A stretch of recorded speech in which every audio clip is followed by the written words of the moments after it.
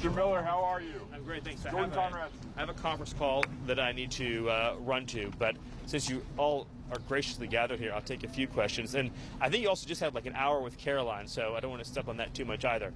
Mr. Miller, hold on, there's a question back there first. Pundit, I have two quick questions. First, President Trump has talked about potentially suspending habeas corpus to take care of the illegal immigration problem. When could we see that happen, do you think? Well, the Constitution is clear, and that, of course, is the supreme law of the land, that the privilege of the writ of habeas corpus can be suspended in a time of invasion. So I would say that's an option we're actively looking at. Look, a lot of it depends on whether the courts do the right thing or not. At the end of the day, Congress passed a body of law known as the Immigration and Nationality Act, which stripped Article 3 courts, that's the judicial branch, of jurisdiction over immigration cases.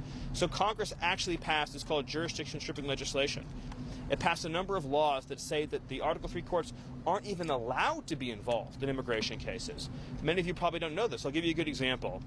Are you familiar with the term temporary protected status, or TPS, right? So by statute, the courts are stripped of jurisdiction from overruling a presidential determination or a secretarial determination on TPS when the Secretary of Homeland Security makes that determination. So when Secretary Noem terminated TPS for the illegals that Biden flew into the country, when courts stepped in, they were violating explicit language that Congress had enacted, saying they have no jurisdiction. So it's not just the courts aren't just at war with the executive branch. The courts are at war, these radical rogue judges, with the legislative branch as well, too. So all of that will inform the choices the president ultimately makes, yes. Mr. Miller, to further incentivize deportation of illegal aliens, is the administration considering going after businesses that knowingly employ illegal aliens? Well, they already have. Worksite enforcement, I don't have the exact statistics, but it's at multiple hundreds of percent. So the increase in worksite enforcement has been dramatic, it's been immediate, and that will continue. Why is President Trump moving to dismiss 3 Democratic members of the Consumer Product Safety Commission? Well, I think Caroline answered this question in the briefing today. The president is the head of the executive branch, and it's the president's prerogative to ensure that all executive branch employees are the best, the brightest, the most committed to fulfilling the agenda that they have, whether it be in their agency or any post in government. Is the president going to replace them? Well, again, we'll take a look at the situation, but the important thing is, I'll take a look at the specifics that you're talking about here, but the important thing to understand is that we don't just let people stay in their jobs just because they were always there, right? We have to examine the performance of specific employees, whether they're doing the best that they can do. I know that in particular, as a parent, there's been lots of concerns that I've had, that my family's had about product safety in this country. We can absolutely do better, and we will do better, but that requires hiring the best people for the job. And President Trump will always hire the best people for the job. Yes. When we talk to the president's voters, they bring up a couple issues. One, it's been 3 months, and they still haven't gotten down to the 2020 election.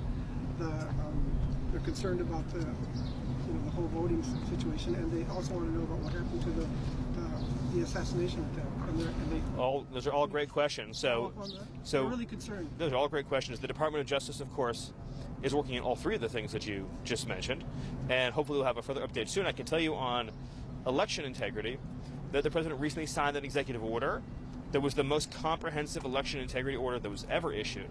And as you may recall, that included in it a requirement to verify citizenship to vote. Another example where a district court judge lawlessly intervened, enjoined that requirement. Now think about this. Congress passed a law, making it a crime, a felony, for non-citizens to vote. And yet a judge has enjoined the executive branch from enforcing and upholding that statutory requirement. So the courts, the radical rogue judges, they don't care what Congress said. They don't care about what the Constitution says. They're just imposing their own Marxist agenda on the whole country. And that's obviously... They want to follow up on January 6th. Yeah, so, I mean, the Department of Justice is investigating all of the issues that you mentioned. I wish I had a fuller update for you now, but I can assure you that our Attorney General, our Deputy Attorney General, our FBI Director, now Ed Martin, at the Weaponization Working Group will all be, and of course we put up a new D.C. attorney, will all be diligently working on ensuring accountability and justice. Yes, back there? Question. Tom Homan used some colorful language earlier this year to describe how he would be demanding accountability from New York City Mayor Eric Adams if he didn't cooperate with ICE. Is Eric Adams holding up his end of the bargain thus far? All I would say to that is this administration is going to pursue immigration enforcement and cooperation in every city. And anyone who doesn't comply with the laws and dictates of this country will face the appropriate legal consequences. That applies to Eric Adams, and that applies to every other mayor in this country. The law is the law is the law. And if obstruction, if hindering, if harboring occurs, then the full range of potential penalties applies to any federal official, any state official or local official that's engaging in obstructionist behavior. But I would also say that when it comes to immigration enforcement, now that we have achieved the mission of sealing the border, you're going to see more and more resources and priorities put into the mass deportation program. And so on a day-to-day basis, you're going to see exponentially larger numbers of illegal aliens being arrested and removed from the interior. How Can you serious share is Yes. with the us- Homeland Thank you. habeas corpus? So can you share with us where the illegal immigrants that will be deported to Angola, Rwanda, those African nations are, which condition they are, and when are you guys planning to send them back to Africa? Well, we get illegal aliens, or we did get illegal aliens during the Biden administration from 150 countries. So ICE sends planes to every country in the world. We send planes to Iraq, we send planes to Yemen, we send planes to Haiti, we send planes to Angola. I mean, ICE is sending planes all over the world all the time. Anyone who came here illegally, we're finding them and we're getting them out. Any other questions? Yes, back there. Yes. Thank you, Stephen. So it looks like we're going to see a lot of port workers and truck drivers displaced by the tariffs in the coming weeks. And does the administration have any plan for relief for those workers, sort of like what you did in the first term for agricultural workers who had some impact? Well, what I would focus on is the fact that we're actually going to begin enacting, as you've seen, a series of historic trade deals. They're going to be opening up the export market for American producers, both manufacturers, growers, ranchers, as never before. And so what's going to begin happening now, because of the president's leadership on tariffs, is markets that have historically been closed, so obviously India, Japan, South Korea, the UK, are now going to be open to American exports and American production. I would also just note that if you look at the statistics, about 90,000 factories in the United States closed since NAFTA was signed, which is, almost unimaginable figure. The media never cared about those workers and their factories who were destroyed. And we can all visit the towns now, and we know, of course, the heartbreaking stories, the fentanyl addiction, the breakup of traditional families, the disintegration of whole communities. That was the catastrophe that occurred that President Trump is reversing by finally standing up for the American worker. Yes. With regards to the refugees that are being brought back from South Africa, Yeah, that's a really exciting news story, isn't it? the rationale behind it when refugees have not been taken back from other countries, why is the U.S. taking refugees from South Africa? Well, because what's happening in South Africa fits the textbook definition of why the refugee program was created. This is persecution based on a protected characteristic, in this case, race. So this is race-based persecution. The refugee program is not intended as a solution for global poverty, and historically it has been used that way.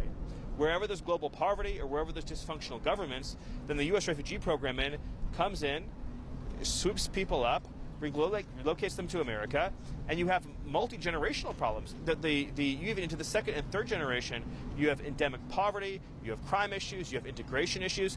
The U.S. refugee program in America has been a catastrophic failure. I mean, if you look, for example, at the Twin Cities area, I mean, just in terms of markers of educational outcomes, in terms of public safety, in terms of welfare use, I mean, it's been a complete public policy failure. And so this is an example of the president returning the refugee program to what it was intended to be used as. What evidence? Hold on, over there, thanks. Specific evidence do you Well, have so that let me just take this one first, thanks. Is the president having a conversation with you about becoming the national security advisor, and would you accept? I'm very thrilled with the job that I currently have, and my focus right now is on supporting Secretary Rubio. Marco and I become very close friends, especially over the last 100 days, but even before then. And I could not be more excited to work with Marco, who is truly one of the all-stars of this government, both in his role as Secretary of State and his role as National Security Advisor. And I think the whole country is going to continue to see just how incredible Marco is. Yes. Yes. What specific evidence the United States have that those South Africans have been severely persecuted? Well, but it's state policy. There's land expropriation. There's a whole series of government laws and policies that specifically target white farmers and the white population in South Africa. That's well documented on video. And of course, you even see government leaders chanting racial epithets and espousing racial violence. That's all very well documented. Yes. On Ukraine, are you in a position to confirm either kill or keep alive the reports that you have been asking Ukraine, war-torn country, to accept some of the illegal immigrants, and why? I've never heard that before. Yes. Hold on. Yes. Yes. Foreshadowed that he was going to be making a very big announcement yesterday, today, maybe Monday. I know you're not going to get ahead of the president. Can you give us a hint, though? What topic? No, I'm not going to get ahead of the president. Yes. Did you have a question? Yeah. Will you be involved with the meetings with Mayor Adams today, and what do you plan to discuss? I'm not involved in those meetings. No. Do you have a question? Yes. So the current governor of California has been extremely rude to President Trump and your administration. What is the status of their litigation on the tariff issues and all the issues? I don't have an update on that. Sorry. There's over. Yes. Yes. Yep. Do you have, of the South African refugees, how many are coming and when will they arrive? Well, we just have the first flight is scheduled, I believe, for early next week. But that's just. Where in the U.S. are they right now? Well, I don't have an exact update for you on that yet. I don't want to confirm any news reports, but that's just the beginning of what's going to be a much larger scale relocation effort. And so those numbers are going to increase, obviously, as time goes on. It takes a little while to set up the systems and processes and procedures to begin a new refugee flow, but we expect that the pace will increase. It'll increase at a healthy pace as time goes on. Yes, back there. How many on the first flight? Not right now. Yep, back there. Commented on the Tufts University student that sold that the federal judge of Vermont ordered the immediate release of Tufts University students held by immigration authorities. Any reaction? Yeah, my reaction is, again, there's a judicial coup in this country. The foreigners in this country do not have a right to stay in this country if they support designated terrorist organizations like Hamas. Hamas is a designated terrorist organization. The Secretary of State has the absolute authority under statute, which again is not judicially reviewable, to revoke an immigration benefit or visa and then to pursue a deportation to the Department of Homeland Security. We cannot individually litigate in court every single visa that we want to revoke. This is a plenary authority of the executive branch. And I would just say that, look, what this really comes down to is this. The American people voted for President Trump in large part to seal the border, deport the illegals, fix our immigration system so it serves America's interests, and remove the people from this country that we don't want here because they threaten our national security, our public safety, or our economic security. That is what he was elected to do. It's what the Constitution empowers him to do. And this judicial coup by a handful of Marxist judges to frustrate that effort can only be understood as an attack on democracy. Thank you. Thank you, Mr. Miller. Thank you. In the news for a large payout for